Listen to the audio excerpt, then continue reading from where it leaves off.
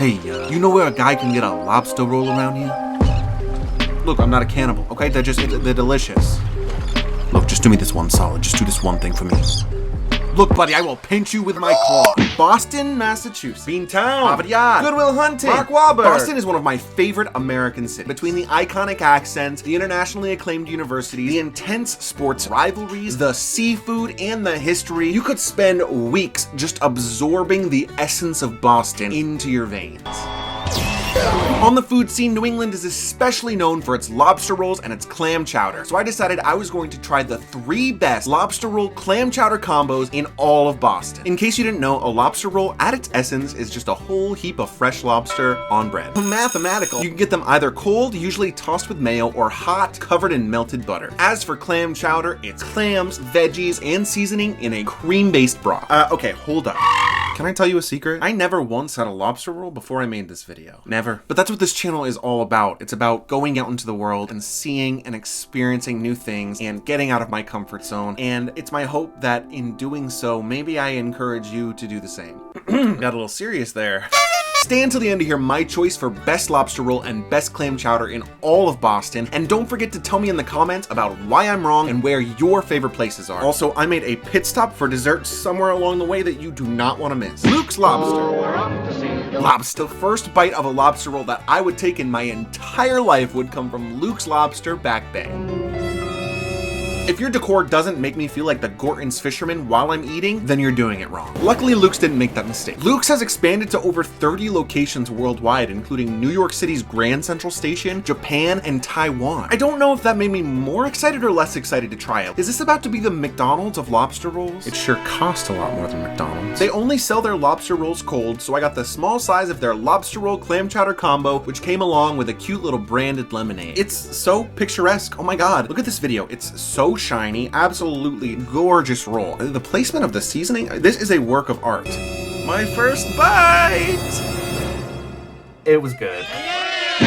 I love the bread. It's almost more like toast than a proper bun, but it had the perfect amount of crisp. They don't add much to the meat. They really let the lobster shine, which I think a lot of people will really appreciate. I personally am a big fan of sauce, so I kind of wish that there was a little bit more mayo. The clam chowder that came with it, I actually felt was pretty unremarkable. I didn't hate it. The consistency was on the thicker side, which I actually did like, but the flavor reminded me of the Campbell's recipe in a way that was too familiar. Let's have soup for lunch. Good. James Hookin, right on the waterfront, not far from South Station, is James Hook & Co. This was cool. It felt very different from the chain-like nature of Luke's. I got there right when they opened at 10 a.m., which actually gave me a chance to speak with one of the owners, none of which I got on camera. So, I said hi to the lobsters inside before ordering the hot roll, also known as Connecticut style. The butter comes on the side, so what you're served is essentially bread with lobster, and you add the butter at your own discretion. And the more I added it, the more I liked it. This tasted pretty good and looked pretty good. I don't know if I preferred it to Luke's. I might have, except for some reason the lobster didn't feel like it was heated evenly, which kind of felt like it cheapened the experience. Nothing cheap about this experience. The setting itself was very cute, but very lowbrow, which is fine. I don't consider myself bougie or anything, but it's a little awkward when you spend over $40 on a meal and the lobster roll comes out wrapped in tin foil and your clam chowder comes in a little styrofoam cup. The chowder was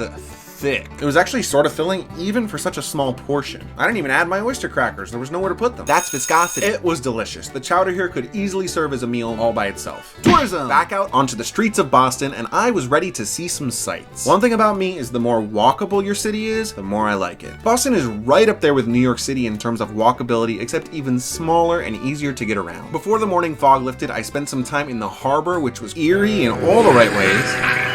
From there, I listened to some street music at Faneuil Hall and took in some of the sights along the Freedom Trail, including the Old North Church, the Paul Revere statue, and the King's Chapel burial ground. By the afternoon, I was ready for some sugar, and I knew just what to get. Mike's Pastry. I'd never had it before, but all anyone can mention when you talk about Boston are the cannolis at Mike's Pastry.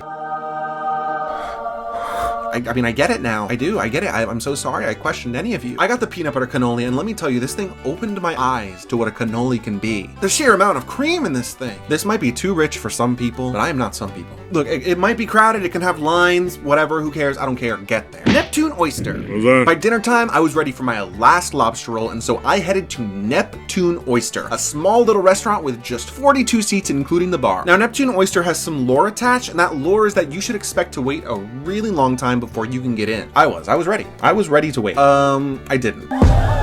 Unlike the first two places I visited, this felt like a proper restaurant, not just a lobster shack. They're famous throughout Boston for pretty much all their food. The lobster rolls, their chowder, and of course, their oysters. I ordered the lobster roll and the chowder actually came out first as my starter, which wasn't my plan, but it was nice. This is water. I actually spun my spoon around the dish to see how thick it was, and a lot of it splashed out onto the counter. I was pretty put off by this at first, especially having just come off that really thick chowder over at James Hook. I gotta say though, I came around to it more and more with every bite. It has a lot of interesting and nuanced flavors in the way that it's seasoned. The clams and the veggies were sparse, but I quickly realized that's because they want their chowder to serve as a starter. For my main, I went with the hot roll. Here, the hot and the cold are both the same price, so it just came down to a matter of preference. Unlike everywhere else, the roll even came with a choice of fries or salad. Just look at this guy. The roll here is pristine. The bread has that magic crisp outer layer, soft inner layer thing going on. The lobster was fresh, but also really evenly heated. The butter and the seasonings were layered in nicely, and when it came down to that last bite, I was wondering why it had taken me so long to try this for the first time. Evolution! Winner! Can I say the best lobster roll was the cannoli at Mike's? No. I was really pleased with the 3 seafood places I chose. I felt like I got totally different experiences at all 3. For the chowder, my favorite was at James Hook. I would absolutely go back there and get the chowder all by itself along with a soda and be good. Neptune Oyster's chowder was also really good, but it was definitely more of an accent than a whole meal. Speaking of Neptune Oyster, it is the clear winner for best lobster roll in all of Boston.